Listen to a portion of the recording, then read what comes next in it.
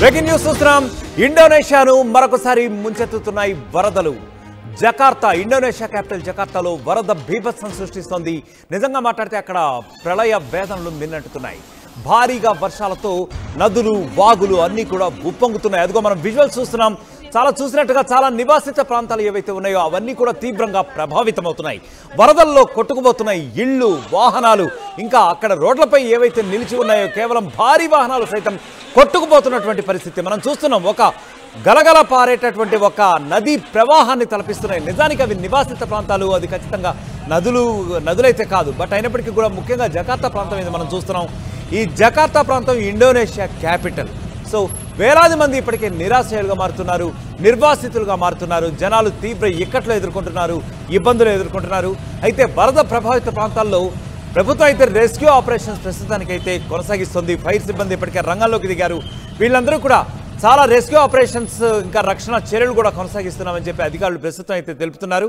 ప్రస్తుతానికైతే పరిస్థితి నిలకడగా ఉంది. అంటే వరద ప్రభావిత ప్రాంతాలు అయితే చాలా వరకు కూడా నీట మునిగే ఉన్నాయి. అయినప్పటికీ కూడా అక్కడ విజువల్స్లో మనం చూస్తున్నట్లుగా ఇక్కడ మనం చూస్తున్నాం.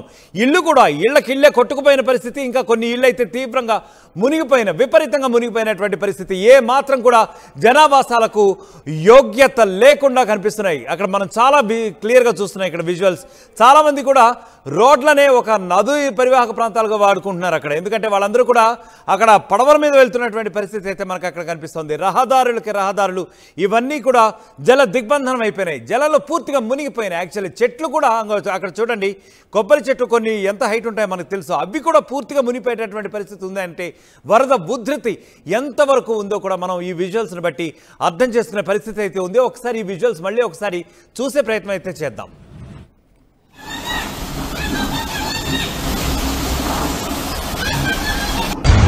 Dengan siapa jalan ini lagi?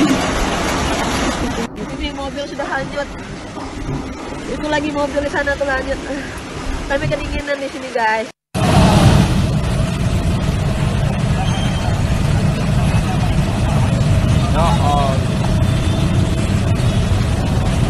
Right, ఇక్కడ విజువల్స్ మనం చూస్తున్నట్టుగా చాలా క్లియర్గా కనిపిస్తున్నాయి. అక్కడ బ్రిడ్జిలు కింద సైతం నీరు బాగా నిలిచిపోయి ఉంది. సో అక్కడ బ్రిడ్జ్ ఏదైతే ఉందో అక్కడ చూస్తున్నాం మనం. యాక్చువల్గా అక్కడ చాలామంది, వేలాది మంది, వందలాది ప్రజలు కూడా నిరాశ్రయులు ఉన్నారు. అక్కడ ఫైర్ సిబ్బంది, అలాగే పోలీస్ శాఖ వారు వీరందరూ కూడా ఒక రకమైనటువంటి సమన్వయం చేసుకుంటూ అక్కడ ప్రజలందరినీ కూడా సురక్షిత ప్రాంతాలకి తరలిస్తున్నటువంటి నేపథ్యం అయితే చూస్తున్నాం మనం అక్కడ. ఎందుకంటే ఇప్పటికే వందలాది వేలాది మంది కూడా నిరాశ్రయులుగా మారారు. నిజం మాట్లాడుకుంటే ఇండోనేషియాలో ఉన్నటువంటి జకార్తా, ఈ జకార్తా ప్రాంతం ఏదైతే ఉందో అది క్యాపిటల్ ఇప్పుడు. సో ఆ క్యాపిటల్ నిజం ఒక ఫ్లడ్ ప్రోన్ ఏరియాగా మనం చెప్పుకోవచ్చు. ఎందుకంటే అక్కడ ముఖ్యంగా వరద ప్రభావిత ప్రాంతం అని చెప్పి, అంటే భౌగోళిక స్వరూపం దృష్ట్యా చూసుకుంటే, అలాగే భౌగోళికంగా చూసుకుంటే అదంతా కూడా ఒక తీవ్రమైనటువంటి వరద ప్రభావిత ప్రాంతం.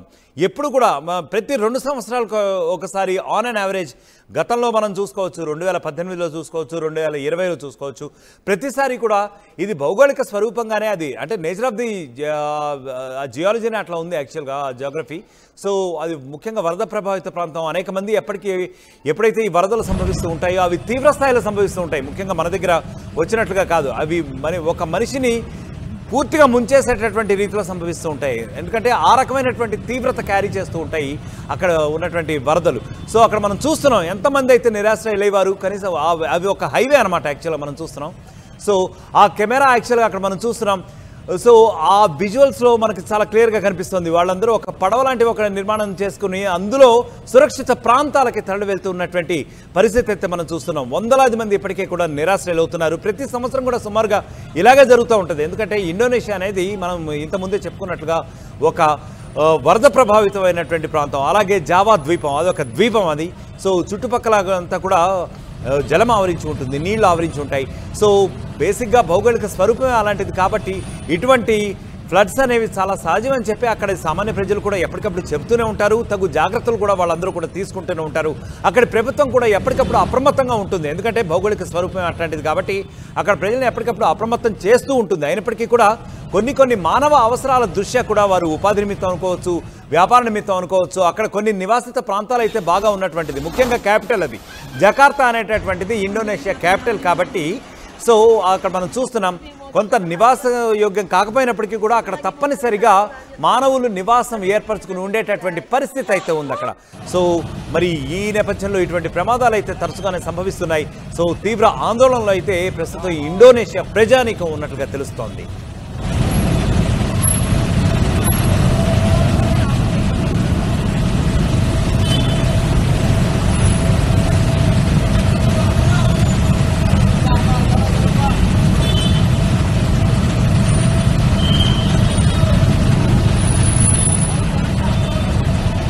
రైట్. ఇక ఇండోనేషియా నేపథ్యం కనుక మనం చూసుకున్నట్లయితే ముఖ్యంగా ఒక టూరిస్ట్ కేంద్రంగా కూడా అది భాసిల్లుతోంది గత కొన్ని దశాబ్దాలుగా కూడా. ఎందుకంటే ఎవరికైనా వెకేషన్స్ వస్తే చాలా ముఖ్యంగా మన ఇండియా నుంచే కానివ్వండి, ముఖ్యంగా ప్రపంచవ్యాప్తంగా చూసుకుంటే ఇదంతా కూడా ఒక టూరిస్ట్ ప్లేస్గా కూడా విరాజిల్లుతున్నటువంటి పరిస్థితి ఉంది. ముఖ్యంగా that is one of the most chosen tourist place in the world అని అంటూ ఉంటారు యాక్చువల్గా. ఎందుకంటే అక్కడ ఉన్నటువంటి ప్రకృతి సౌందర్యం కానివ్వండి, అక్కడ ఉన్నటువంటి వాగులు వంకలు, అలాగే ఒక పచ్చటి ప్రకృతి, ఇదంతా కూడా వచ్చేటటువంటి పర్యాటకులకు చాలా ఆహ్లాదకరమైనటువంటి వాతావరణాన్ని ఇస్తూ ఉంటాయి. సో అందుకని most of the tourist world wide చాలామంది ప్రపంచవ్యాప్తంగా పర్యాటకులు దీన్ని ప్రిఫర్ చేస్తూ ఉంటారు. ముఖ్యంగా వెకేషన్స్ వచ్చిన సందర్భంలో కానివ్వండి, లేదా వారికి ఏదైనా ఒకవేళ టూర్ వెళ్ళాలని అనిపించిన నేపథ్యంలో ఇండోనేషియాని ఎక్కువగా వాళ్ళు చూస్ చేసుకుంటూ ఉంటారు, వాళ్ళని ఎంచుకుంటూ ఉంటారు. సో చాలామంది ఆ టూరిస్టుల వల్ల కూడా ఇండోనేషియానికి జాతీయ ఆదాయంలో ముఖ్య పాత్ర పోషిస్తూ ఉంటుంది. టూరిస్టుల వల్ల వచ్చే ఆదాయం ఏదైతే ఉందో ఇండోనేషియాకి ఒక ముఖ్య ఏమంటారు, అది ఒక one of the most source of ఇన్కమ్గా చెప్పచ్చు. అయినప్పటికీ కూడా ప్రస్తుతం ఈ వరుసగా సంభవిస్తున్నటువంటి ఈ వరదల నేపథ్యంలో ఈ టూరిస్ట్ బిజినెస్ కూడా ఆగిపోయింది. ఎందుకంటే ప్రపంచవ్యాప్తంగా పర్యాటకులు కూడా కొద్దిగా వెనుకంజ వేస్తున్నటువంటి పరిస్థితి అయితే ఉంది. ఎందుకంటే చూస్తున్నాం ఇక్కడ మన వివిధ రకాలైనటువంటి మీడియా ద్వారా, మాధ్యమాల ద్వారా ప్రపంచ పర్యాటక రంగం అంతా కూడా ఇండోనేషియాపై దృష్టి కేంద్రీకరిస్తోంది, ఎప్పటికప్పుడు అప్రమత్తంగా ఉంటుంది. మరి ఈ ప్లేస్కి రావటం ముఖ్యంగా వాళ్ళకి వెకేషన్స్ ఇచ్చిన సందర్భంలో ఎంతవరకు కరెక్ట్ అనేది కూడా కొంత విశ్లేషించుకునే పనిలో పడింది యాక్చువల్గా ప్రపంచ పర్యాటక రంగం. సో ఈ భయాల దృష్ట్యా అంటే ఇప్పుడు సంభవిస్తున్నటువంటి గత ఒక దశాబ్దం నుంచి చూసుకుంటే ఆల్మోస్ట్ ఫర్ ఎవ్రీ 2 years ప్రతి ఒక్క 2 years ఇంటర్వెల్లో ఇవైతే వస్తూ ఉన్నాయి. వచ్చేసి భారీగా వరదలు వస్తున్నాయి, అలాగే కొంత ప్రాణ నష్టం కూడా అప్పుడప్పుడు సంభవిస్తున్నటువంటి నేపథ్యం కూడా ఉంది.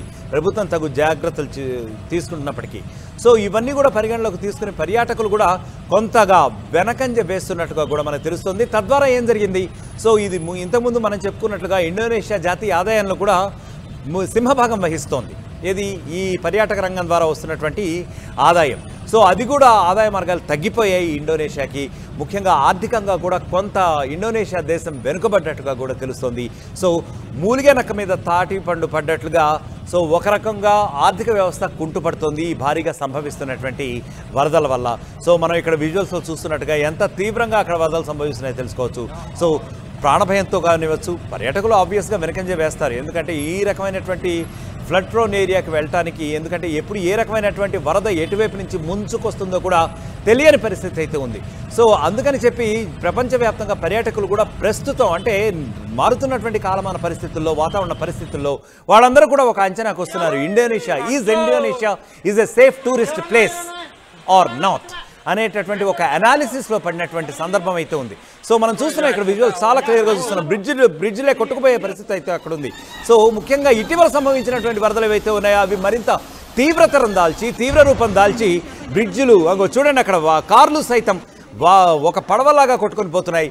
సో అక్కడ మరి ఆ ప్రమాదంలో ఆ వరదల్లో ఎంతమంది చిక్కుకున్నారో తెలియదు, ఇప్పటివరకు ఎంత ప్రాణ నష్టం సంభవించిందో కూడా తెలియదు. ఎందుకంటే రెస్క్యూ టీం కూడా ఒక రకంగా అది చాలా కష్టతరమైనటువంటి పనే. ఎందుకంటే సో అక్కడ ప్రాణ నష్టం సంభవించింది, ఎంత సంభవించింది, ఎంతమంది చనిపోయారు, ఇవన్నీ కూడా ఒక అంచనాకి రావడానికి, ఒక స్టాటిస్టికల్ సర్వే చేయడానికి కూడా అక్కడ వరదలు తగ్గుముఖం పడితే తప్ప ఎవరు కూడా సర్వే చేసి ఒక రకమైన గణాంకాన్ని రూపొందించడానికి వీల్లేదు. సో మరి ఇదే నేపథ్యంలో మనం అక్కడ చూసుకుంటుంటే అక్కడ వరదలు అయితే ప్రస్తుతానికైతే తగ్గుముఖం పడుతున్నట్లుగా ఏమాత్రం కనిపించట్లేదు. అక్కడ చూస్తున్నాం మనం యాక్చువల్గా ఎంతవరకు మునిగిపోయినాయి ఇల్లు అని చెప్పి. అక్కడ వాళ్ళు పడవల్లో వాళ్ళ మరి మిగిలిన వాళ్ళు ఎంతమంది ఉన్నారో ఆ కుటుంబ సభ్యులు వాళ్ళైతే మిగిలిన ఒకరో ఇద్దరో కావచ్చు, వాళ్ళందరూ కూడా సురక్షిత ప్రాంతాలకి తరలి వెళ్ళే ప్రయత్నం అయితే చేస్తున్నారు పడవల్లో ఈదుకుంటూ. సో అవన్నీ కూడా హైవేస్, యాక్చువల్గా హైవేస్ తర్వాత రోడ్వేస్ అవన్నీ కూడా చెరువులనే తలపిస్తున్నాయి. అసలు మనం చూసుకుంటే చాలా లాంగ్ వ్యూలో చూసుకుంటే అసలు మనకి ఎక్కడ రోడ్డు అనే ప్రాంతం అయితే మనకు అక్కడ కనపట్ల. అంటే ఎంత ఘోరంగా మరి ఈ విపత్తు సంభవించిందో చూడండి. అంటే తరచుగా ఇప్పటి వరకు అక్కడ స్థానికులు అనే కథను చెప్పే మాట ఏంటంటే ప్రస్తుతం వరకు సంభవించినటువంటి వరదలు వేరు, బట్ ఈసారి మాత్రం సంభవించిన వరదలు మరింత తీవ్రతతో వెల్లువెత్తుతున్నాయి. సో తీవ్రంగా వస్తున్నాయి. సో కొంత ప్రాణ నష్టం, అఫ్కోర్స్ ఆస్తి నష్టం అయితే ఆబ్వియస్గా ఎప్పటికీ ఉంటుంది. సో అయినప్పటికీ కూడా ప్రాణ నష్టం అయితే కొంచెం ప్రాణ నష్టం మరింత తీవ్రంగా జరిగే అవకాశం ఉండటంతో మేము మరింత భయభ్రాంతులకు గురవుతున్నాము. ఇది ఆవాసయోగ్య ప్రాంతమేనా, మరి రానున్న భవిష్యత్తులో పరిణామాలు ఇంకెలా ఉండబోతున్నాయి, మరి మా కెరియర్ ప్లాన్స్ ఏంటి, మా బిజినెస్ ప్లాన్స్ ఏంటి, ఇవి కూడా ఆలోచించుకునే పరిస్థితి అయితే ఒకటి ఉత్పన్నమవుతోంది అని చెప్పి అక్కడ స్థానికులందరూ కూడా ఒక రకమైనటువంటి భయాందోళనలు వెలగక్కుతున్న పరిస్థితి అయితే ఉంది. అదిగో విజువల్స్లో మనం చూస్తున్నాం. ఒక ఫ్యామిలీకి సంబంధించిన వాళ్ళు అందరూ కూడా పెట్టేబేడా సర్దుకుని పాపం ఒక 2-3 రోజుల వరకు అనుకుంటా వాళ్ళకి సంబంధించినటువంటి ఆహారము తాత్కాలిక ఏర్పాట్లు కొన్ని అయితే చేసుకుని సురక్షిత ప్రాంతాలకి వెళ్ళే ప్రయత్నం అయితే చేస్తున్నారు. కొన్ని రకాలైనటువంటి అది ఒక ఎయిర్ బోట్స్ లాంటి ఏర్పాట్లు వాళ్ళు చేసుకున్నారు. మరి సురక్షిత ప్రాంతం ఎటు వెళ్ళినా కానీ మళ్ళీ అక్కడ వాళ్ళు కొంతకాలం వరకే సర్వైవ్ అవ్వగలరు. ఎందుకంటే ఆ తర్వాత again they have to keep on struggling. ఎందుకంటే అక్కడ ఆహార పదార్థాలు తీసుకునివ్వండి, ప్రస్తుతానికైతే ఏమాత్రం కొరత లేకపోయినప్పటికీ అక్కడ ప్రభుత్వం తగు చర్యలు తీసుకుంటున్నప్పటికీ కూడా if something goes beyond human limits, మానవ పరిమితులకు మించి ఏదైనా జరిగితే మరి ప్రభుత్వం మాత్రం అక్కడ ఏం చేస్తుంది? ఇందాక మనం చెప్పుకున్నట్లుగా అక్కడ ఆర్థికంగా కూడా కొంత కుంటుపడిన పరిస్థితి అయితే ఉంది అక్కడ ఇండోనేషియా. ఎందుకంటే పర్యాటక రంగం అయితే పూర్తిగా డీలా పడిపోయింది అక్కడ. ఎందుకంటే ఇటీవల సంభవిస్తున్నటువంటి తీవ్రతరమైనటువంటి వరదల కారణంగా. సో ఫలితంగా ఏం జరుగుతుంది? అక్కడ ఆర్థికంగా బేసిక్గా దేశం మరింత వెనుకబడిపోతుంది. మరి అక్కడ ఉన్నటువంటి ప్రజల నిత్యావసర వస్తువులు కానివ్వండి, తర్వాత ఇంకా అనేక రకాలైనటువంటి జీవనాధారిత సంబంధితమైనటువంటి వస్తువులు ఏవైతే ఉన్నాయో అవన్నీ కూడా విపరీతంగా ధరలు ఆబ్వియస్గా పెరిగే అవకాశం. ఎందుకంటే ఎప్పుడైతే ఒక దేశం ఆర్థికంగా కుంటుపడుతుందో అప్పుడు నిత్యావసరాలు ఇవన్నీ కూడా మరింతగా పెరిగిపోతాయి. అప్పుడు సగటు పౌరుడి యొక్క జీవన భారం మరింతగా పెరిగిపోయే అవకాశం ఉంటుంది, మరింత భారంగా పరిణమించే అవకాశం ఉంటుంది. సో ఇవన్నీ కూడా దృష్టిలో పెట్టుకుని ప్రస్తుతం అయితే ఇండోనేషియా పౌరులైతే మరింత ఆందోళన చెందుతున్న పరిస్థితి. తమ భవిష్యత్తు ఏం కాబోతుంది, రానున్న సమీప భవిష్యత్తులో ఏ రకమైనటువంటి ప్రకృతి విపత్తులు ముంచుకొస్తాయి, ఇవన్నీ కూడా ఒక రకమైనటువంటి బేరీజ్ వేసుకుని ఒక రకమైన విశ్లేషణ చేసుకుని వాళ్ళు మరింత అప్రమత్తంగా ఉండాల్సిన బాధ్యత అయితే మాకుంది. మరి రానున్న మా కుటుంబాలు ఏమవుతాయి, ఇవన్నీ కూడా ఒక రకమైన ఆందోళన చెందుతున్నటువంటి పరిస్థితి అయితే ప్రస్తుతం మనం చూస్తున్నాం. Hancur. Ya orang. Betul Pak. Ayo kita ke sana, Bu. Jangan di sini, Bu. Woi, jangan muka orang. Ya, ayo sana, Bu. Ini dia, pinggir.